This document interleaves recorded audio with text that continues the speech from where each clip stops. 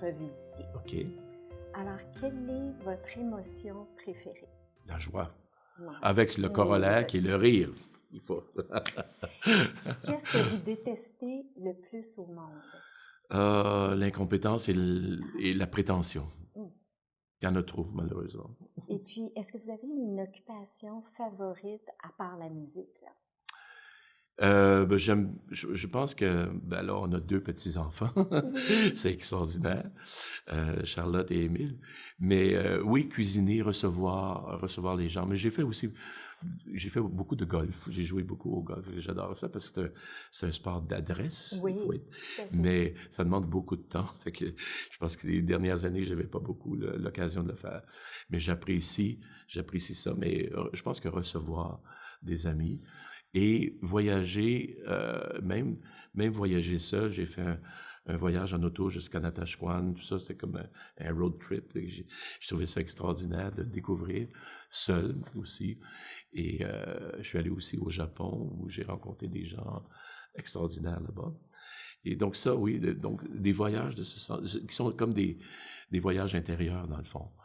Et ça, pour moi, Et c'est... vous avez beaucoup d'occupations parce que Oui. j'étais sûre que vous alliez dire pilote aussi. Parce que Ah vous oui, êtes oui, pilote oui, aussi. j'ai piloté effectivement, mais là, non, j'ai cessé parce que bon, là, je n'ai pas mon propre avion, puis c'est quand même assez dispendieux, mais ça a été une passion extraordinaire qui remonte à mon enfance, et donc j'ai quand même fait ma licence Oui. de pilote C'est privé, quand même et incroyable. j'ai pu amener mon fils, Marie-Danielle, mon épouse, Oui. quelques amis à bord, tout ça. Mais après ça, je pense que mon métier de compositeur et de professeur pendant 18 ans aussi Oui. m'ont rattrapé rapidement. Mais c'est extraordinaire. J'adore tout ce qui est vol en avion, éventuellement. Peut-être que je vais me payer un jour un petit vol en hélicoptère. Ça, j'ai jamais eu l'occasion de le faire, mais c'est parce que ça, c'est vraiment un Ça, autre c'est monde, complètement un différent. autre monde à découvrir. Où vous allez garder votre médaillon? Dans mon bureau, qui est mon studio de travail, absolument, oui. Dans son beau coffret. Où étiez-vous quand vous avez reçu la nouvelle et qui vous avez appelé en premier ou texté en premier? J'étais chez mon fils au lac Mégantic, et on était debout dans la cuisine. Je pense on venait de finir de dîner. Il était vers 1 heure de l'après-midi. Et Douglas Knight, j'ai eu cet appel de Douglas Knight, très sympathique. Alors, j'étais très heureux. Donc, mon fils était là, ma belle-fille, mon épouse, Marie-Danielle, et la petite Charlotte, parce qu'Émile n'était pas né encore. Et donc, ça, c'est ça. Donc, ça a été la joie, une immense joie. Donc, non, j'ai même pas eu... J'ai texté après, par courriel à ma famille, mais non, ça s'est fait Vous dans étiez la en ville, famille en plus. famille, Ah, c'est génial. avec tous les 5 ensemble, oui. Est-ce que vous vous dites quelque chose avant de monter sur scène, avant une représentation, avant de vous engager? Est-ce qu'il y a quelque chose que Moi, je vous avez un monte. rituel? Oui. En fait, j'essaie d'être calme, c'est-à-dire de pas trop anticiper les choses, de les laisser arriver, puis tout simplement. Si vous pouviez remercier votre enfant intérieur, qu'est-ce que vous lui direz? Bravo. Oui.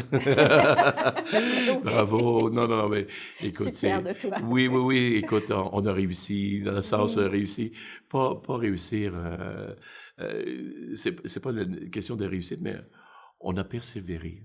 On est allé jusqu'au bout de notre chose, parce que ce que je me disais quand j'ai commencé à composer, Oui. c'est je vais composer tant et aussi longtemps que les interprètes voudront bien me commander des œuvres. Oui.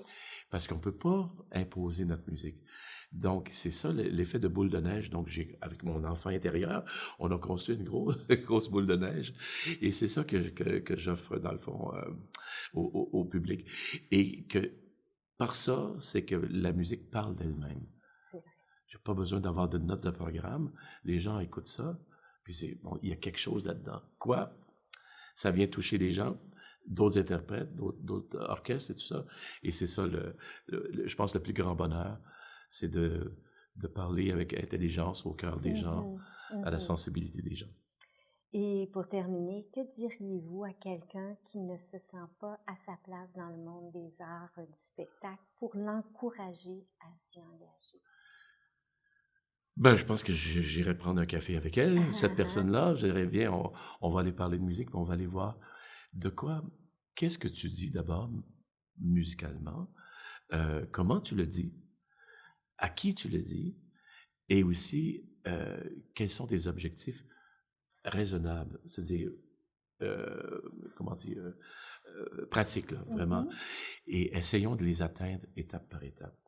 Et je donnerai aussi des noms, des gens que moi je connais, des contacts. Je prêterai mon carnet d'adresses dans le sens où, ce que j'ai fait d'ailleurs avec beaucoup de mes étudiants, donc en les mettant en contact avec d'autres et tout ça. Puis ensuite, la musique parle d'elle-même, là, on peut pas forcer. Mais oui, je prendrai ça, oui, prendre un café ou deux, puis peut-être une bière, oui. Merci. Voilà.